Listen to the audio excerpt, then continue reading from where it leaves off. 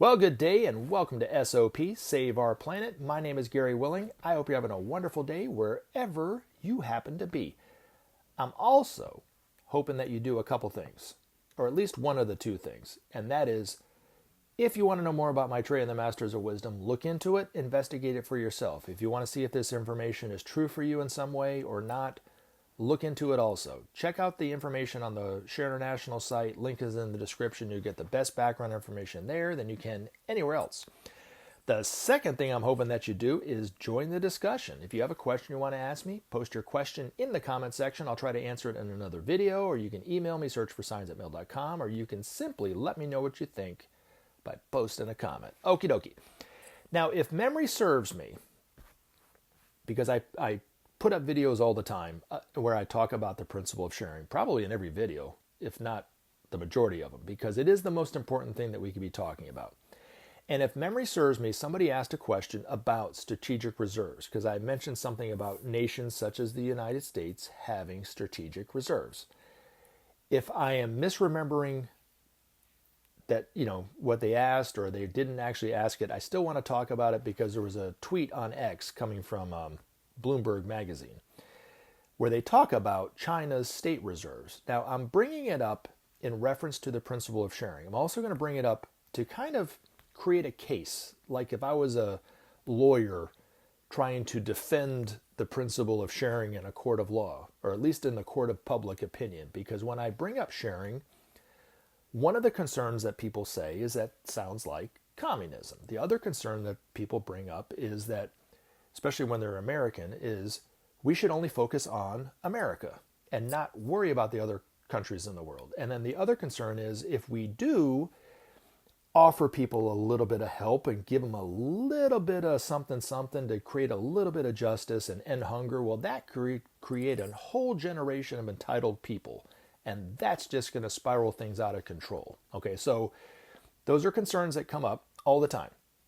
Now, I read an article from Bloomberg, or I read a tweet, from Bloomberg magazine on X, where it said China is selling large volumes of soybeans from its state reserves. Okay.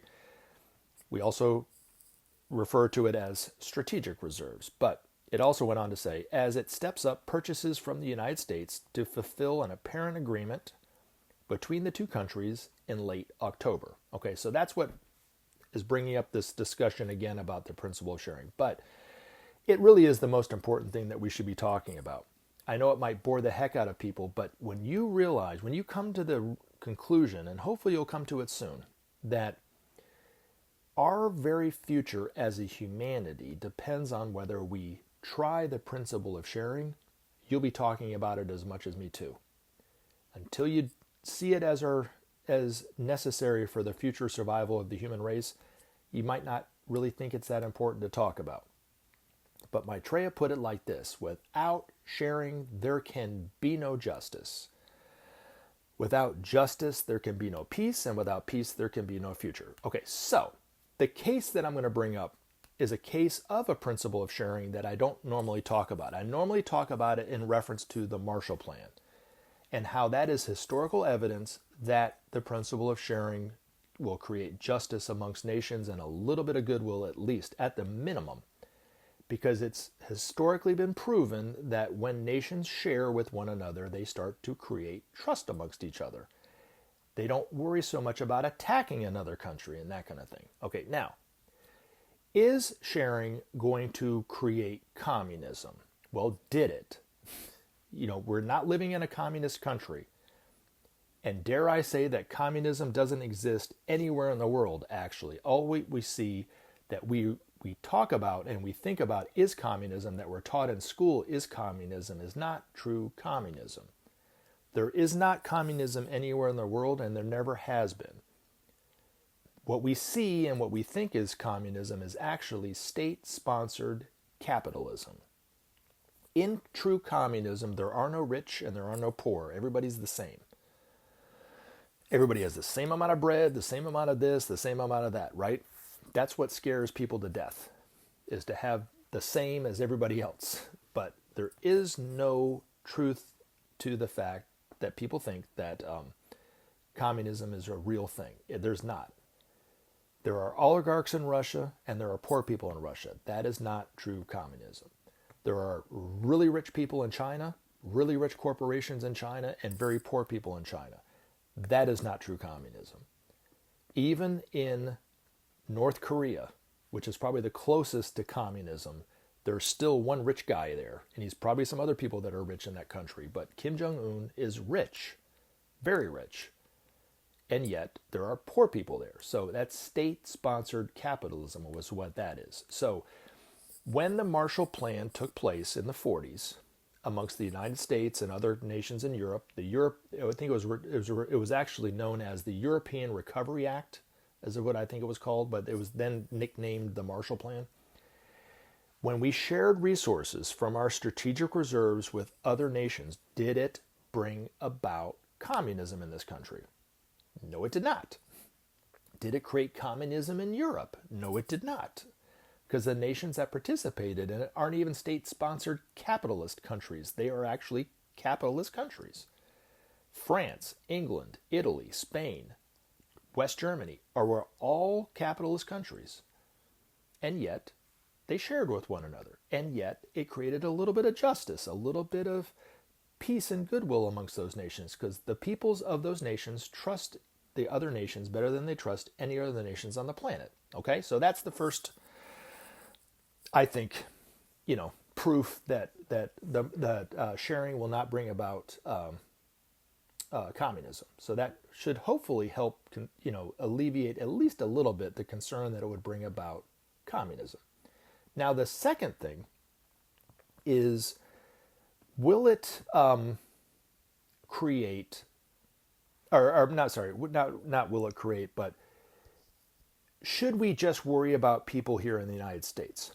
Well, there was actually an instance where the sharing was tried. It didn't actually materialize, but it was at least initially tried. But here's the thing. This is for all those people that are so concerned about the United States that the United States should only worry about itself, okay? It was not started by the United States. It was started by another country. And it wasn't even started by another country to help another country. It was started by another country to help the United States. And the United States turned them down. And it happened not too long ago, actually. It happened, I think, 2007 or 2008, actually. Because George W. Bush was president, and he turned this person down. This person is Hugo Chávez, the former president of Venezuela. Someone who, if you brought up their name amongst Democrats or Republicans, there would be this universal cry that he's an evil person, that he's a dictator, that he's a despot, that they're glad he's gone. Well, according to Ben's own master, Hugo Chávez actually did not rise to power because of political ambition. He rose to power because of his love of his own people, actually. And this is evidence that he was a loving person. Because even though he knew that people here in the United States hated him, because he has a TV, he can watch what people and listen to what people are saying about him, he still offered this to the United States. So there was a time right when the economic downturn started to happen. People started to lose their jobs. But also the price of heating oil went through the roof. The price of natural gas went through the roof. And there was this really bad cold spell that hit the northeastern part of the United States. And there was a lot of concern that people were going to die, especially the elderly, because they didn't have enough money to heat their own homes. George W. Bush offered a lot of talk, didn't once help anyone. So the United States did not have enough concern about even their own people to help their own people. And here this person was who has looked at by the people in the United States as an evil dictator, offered up natural gas and heating oil for free. He was going to give it to the United States. He offered it to us. Here, take it, use it for your people so they can get through the wintertime. And he was giving it to us for free with no expectation of any return. That is love, folks, just to be honest with you. I do think he was inspired by Maitreya to do this, to be honest.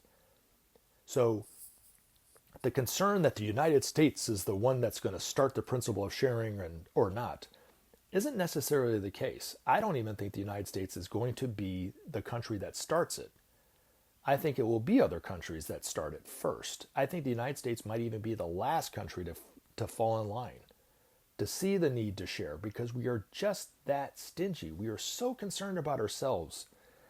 We think that everybody else in the world doesn't matter, that our life and our country is better than everybody else. It's worth more. The lives of Americans are worth more than the lives of the Sudanese. There's no truth to any of that. We are all one humanity. And this is an example of one country, not the United States, trying to help us out.